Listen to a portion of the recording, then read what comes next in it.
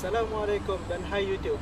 Hari ini Abang Kasut Merah akan membawa kepada anda panduan ataupun tutorial cara untuk buka kerusi baris ketiga atau third row seat. So, kita layan dulu intro ini.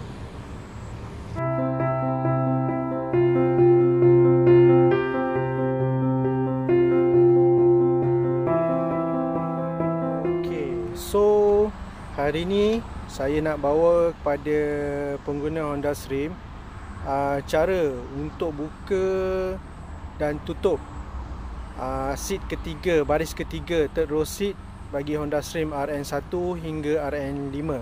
So sebelum tu kita kena bagi clear dulu bahagian belakang ni. Kena bagi kosong dulu kiri dan kanan dan belakang, then baru kita akan tutup dan buka. Ok, saya dah clearkan bahagian belakang bonnet baris ketiga ni. Ok, kita tengok banyak barang-barang saya ada ni. Oh dia. Okay, step berikutnya kita main point, apa tu benda penting utama supaya seat belakang ni dapat diturunkan ataupun dinaikkan adalah pada baris yang kerusi baris yang kedua ni. Jadi kita kerusi baris kedua ni lah yang akan jadi main point dia. Dia kena, kerusi ni kena turun, tolak ke depan dulu. Tolak ke depan sikit ataupun rapat ke depan, then baru kita boleh jatuhkan ataupun naikkan balik kerusi baris yang ketiga tu. Gerakkan kerusi yang kedua ni, just tarik je. Twirl aja tempat ni, dan dia akan bergerak ke depan. Dengan pelan dia akan bergerak ke depan. Sama juga yang side sebelah sana. Tolak twirlkan bahagian tepi tu, nanti kerusi tu pun akan bergerak ke depan juga. Okey, tarik je ini. Okey, seat akan jatuh, dia akan ke depan. Yang penting kita kena ada ruang yang besar, luas sikit bahagian belakang ni. Kemudian kita pergi ke step berikutnya. Berikutnya kita kena tarik ni, tarik tu ini, then tempat duduk yang ke belakang yang ketiga ni dia akan naik dengan sendirinya.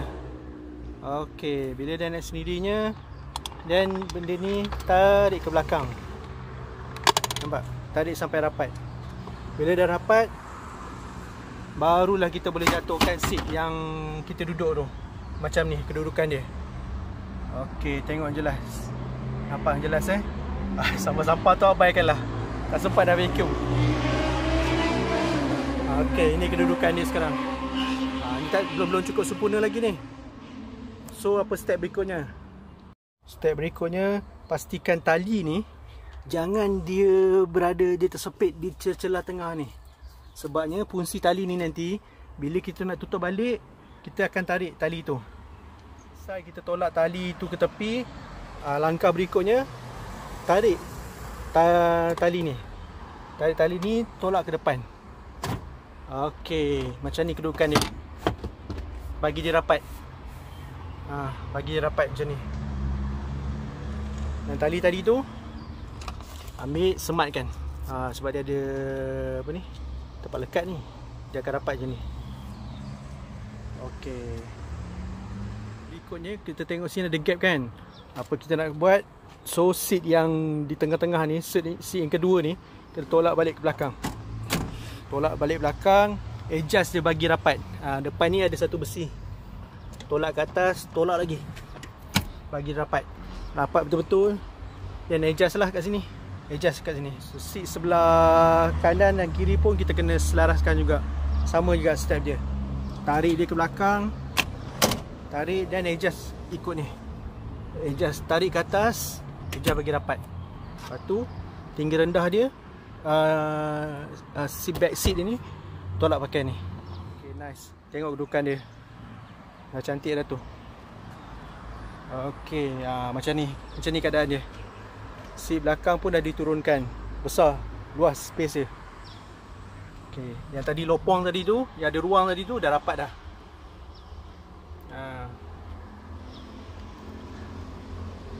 Okey, saya nak kongsikan kalau kata kita, kalau kereta tu first hand ataupun tengoklah bernasib baik. Kadang-kadang bahagian tepi ni dia ada satu penutup lagi, so dia akan jadi nampak belakang ni flat je, tak ada ruang kosong.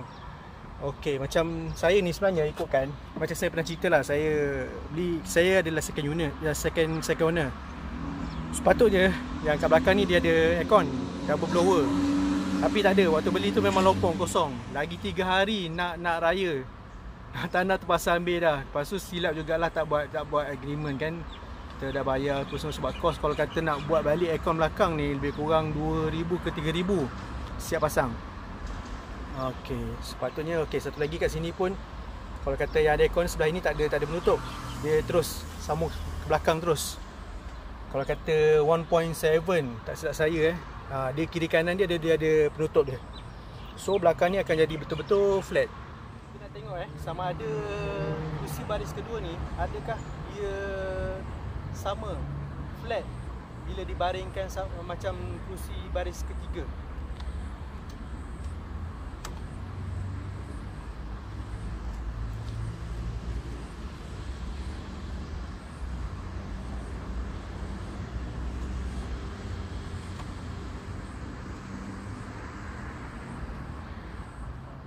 Okey, tengok untuk turunkan kedudukan seat ni macam ni keadaan dia, memang 90 darjah jatuh ke bawah, kena tolak, kena twist ni.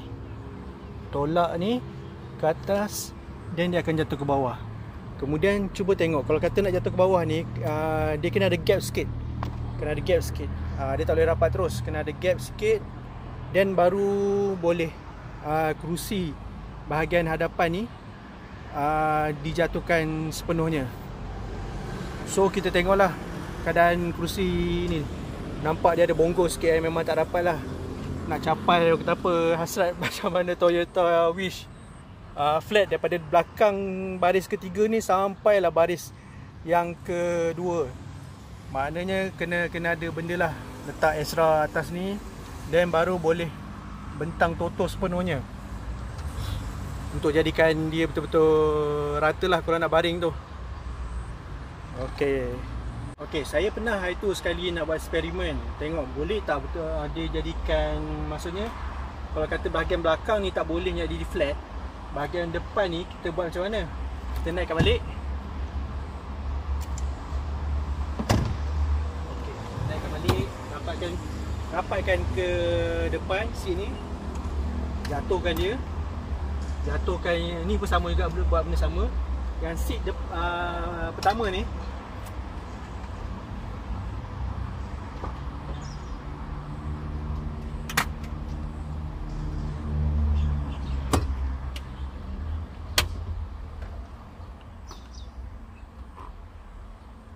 kiranya ikutkan dia kena tolak lagi belakang ni, seat ni. Yang ni kepala ni kena buka. So ingat boleh jadikan satu tempat tidur lah kan. Kalau kata ni boleh masuk kat bahagian celah ni pun sama juga, eksperimen tak berjaya sebab dia ni panjang sikit, tak boleh nak buat jadikan tempat baring lah. Saya nak tunjuk bila mana kita duk ubah-ubah kerusi ni depan belakang, kita main dengan kerusi tengah, main kerusi belakang, jangan lupa cover besi ni. Kadang-kadang dia secara tak sengaja tertanggal. Bila kita tolak seat, dia tertolak juga sekali sebab mungkin terkeluar pada klip dia. Macam ni dia dah bercover, dah tutup rapat, klip dia rapat betul. Yang ni klip dia tak rapat, sama ada patah ataupun memang dia tertanggal sendiri. Tapi semua ni saya ada simpan lah, dia memang tanggal sendiri.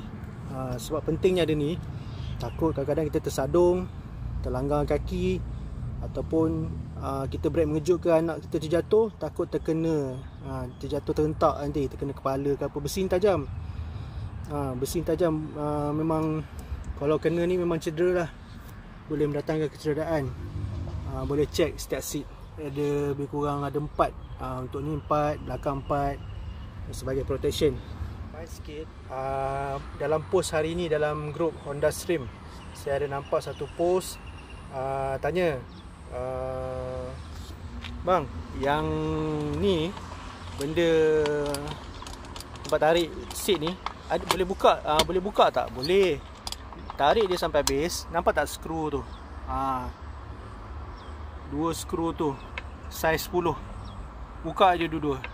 Nanti bolehlah buka cover ni untuk ganti kalau kata kabel tercabut ke, spring patah ke. Mungkin korang ada yang perasan, ada yang tak perasan kan. Bahagian ni secret tempat rahsia. Kat sini ni korang boleh sumbat masukkan payung. Kejap lagi saya tunjukkan macam mana boleh tak masuk payung. Okey, macam saya cakap tadi, nak tengok boleh ke tak payung ni selit kat belakang bahagian ni, secret compartment ni. Ni dia. Sebenarnya lepas saya dah try dah dua payung lepas untuk masuk kat dalam ni. Kadang-kadang orang tak nak letak kat depan tu. Sebab banyak barang dia nak letak ke, ataupun sakit mata dia nak tengok ke. So payung boleh masuk ke celah ni. Dua payung. Setakat ni saya buat eksperimen, dua payung boleh masuk ke sini.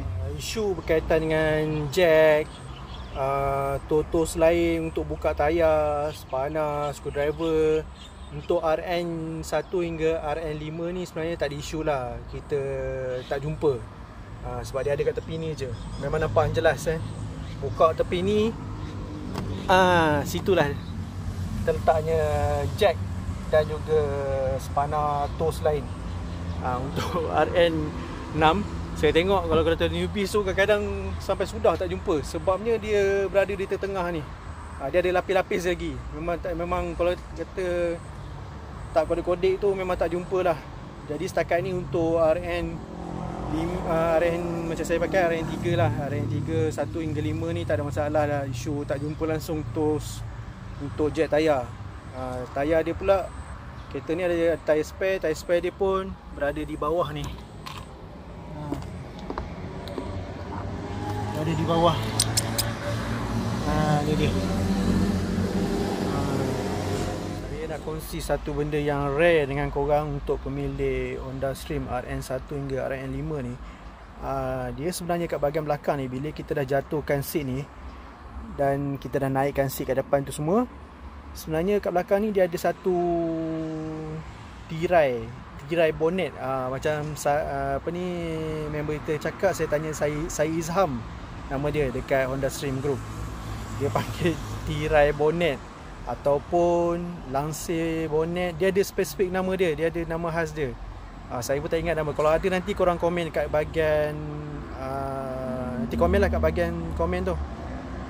Okey, dia punya rare barang ni boleh dikatakan rasanya almost lebih daripada 50% lah pengguna Honda Stream sekarang ni tak ada benda ni. Dia nanti saya akan tunjukkan gambar dia macam mana. Dia akan letak kat bahagian lubang ni. Dua-dua belah dia ada.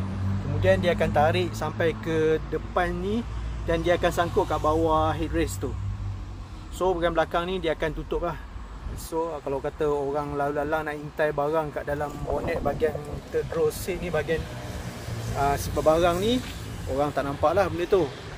Betapa rarenya benda ni. Harga dia di market sekarang ni boleh katakan ada yang jual harga lebih kurang 300, 500. Ada mungkin boleh cecah sampai 1000 sebenarnya. Sebab barang ni rare sangat. Orang sanggup berbelanja dan keluar duit lebih untuk beli tirai bonnet tu.